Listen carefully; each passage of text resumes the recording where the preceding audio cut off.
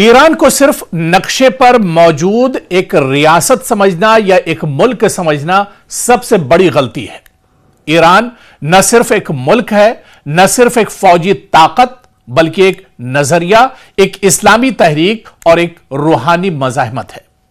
और तारीख गवाह है कि नजरियात को न बम से खत्म किया जा सकता है और ना ही मिसाइलों से और ना ही पाबंदियों से। ईरान की बुनियाद सिर्फ जमीन, सरहद या इक़्तिदार पर नहीं रखी गई, बल्कि इस्लामी इंक़िलाब 1979 के बाद ईरान एक फिक्री और रूहानी रास्ते पर चल पड़ा। यह वो रास्ता है जो कहता है कि जुल्म के सामने सर न झुकाओ, अमरीकी और सहूनी बालादस्ती को कबूल न करो, मजलूम के साथ खड़े रहो, चाहे कीमत कितनी ही भारी क्यों ना हो।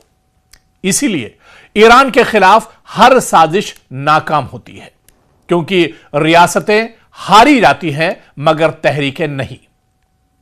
खामनई सिर्फ एक लीडर नहीं है, दरअसल एक अलामत है, और यही है कि एक लंबे अरसे से खामनई अपनी पोजीशन पर टिके हुए हैं।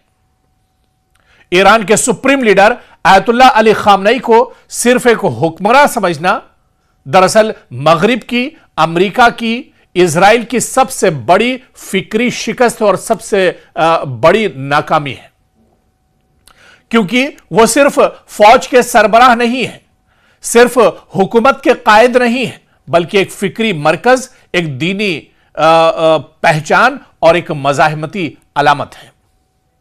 ऐसे लीडर को हराना मुमकिन नहीं, क्योंकि वो महलों में नहीं बल्कि दिलों में रहते हैं।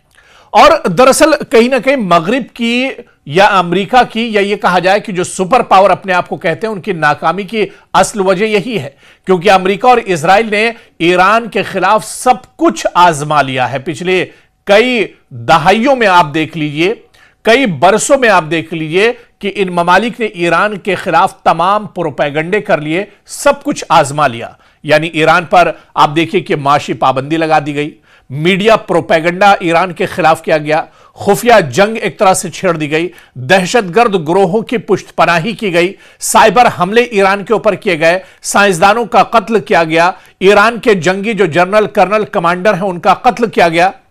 लेकिन नतीजा क्या निकला? ईरान आज भी खड़ा है, पहले से ज्यादा मजबूत है आज का ईरान, जिसके पास हाइपरसोनिक मिसाइल है, जिसके पास बैलिस्टिक मिसाइल है, जिसके पास एक मुल्क से दूसरे मुल्क पर हमला करने के लिए मजबूत ड्रोन है। क्योंकि सिर्फ मगरिब ने ईरान की रूहानी ताकत को कभी समझा ही नहीं, और यही रूहानी हथियार ईरान का सबसे बड़ा, सबसे मजबूत और सबसे ताकतवर हथियार है। ईरान के पास सबसे खतरनाक चीज कोई मिसाइल नहीं, बल्कि वो चीज है जिसे मगरिब नाप नहीं सकता है, तौल नहीं सकता है, और वो है ईमान, शहादत का फलसफा, करबला की सोच।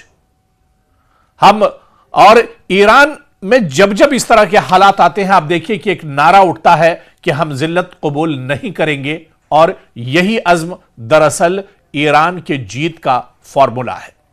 और यही वजह है कि कासिम सुलेमानी शहीद हुए मगर मज़ाहमत जिंदा रही, पाबंदियां लगी मगर खुद किफालत बढ़ी, दबाव आया मगर झुकाव कभी नहीं आया। और आप देखिए कि आज भी ईरान अकेला नहीं है, आज भी ईरान के साथ कई बड़ी ताकतें हैं, चाहे फिलिस्तीन की बात करें, लबनान की बात करें, यमन हो, इराक हो, शाम हो, ये तमाम ताकतें एक तरह से ईरान के साथ खड़ी। बल्कि यह कहा जाए कि अब तो सियासी मंजरनामा बहुत हद तक बदल चुका है, दुनिया की कई सुपर पावर भी आज ईरान के साथ एक तरह से उसे और मजबूत करने के लिए खड़ी है। और यह सब सिर्फ जोग्राफिया नहीं है, ये एक ही फिक्र, एक ही मज़ाहमत और एक ही एक तरह से समझ है, और इसी को दुनिया एक्सेस ऑफ रेजिस्टेंस कहती है। और यही अमेरिका और इजराइल के लिए सबसे बड़ा दरअसल डर है।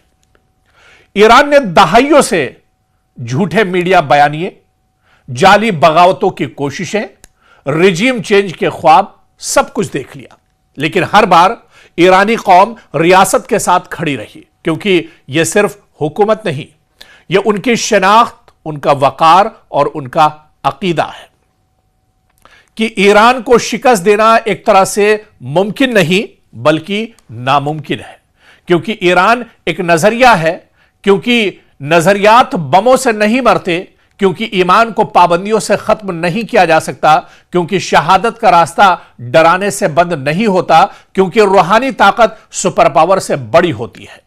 और इसीलिए अमेरिका और इजराइल की नापाक कोशिशें हमेशा नाकाम होती रही हैं और नाकाम होती रहेंगी, क्योंकि करबला से तेहरान तक मज़ाहिमत की सोच आज भी जिंदा है। हुसैन के मानने और चाहने वालों को कुर्रे अर्ज़ से खत्म नहीं किया जा सकता है। दरअसल ईरान का मुस्तकबिल ही आलमी निज़ाम से जुड़ा हुआ है। ईरान कल भी जिंदा था, ईरान आज भी जिंदा है और ईरान का मुस्तकबिल एक तरह से रोशन है, यानी ईरान आने वाले दिनों में भी एक तरह से पूरे आबोताब के साथ, पूरी शान और शौकत के साथ बाकी रहेगा।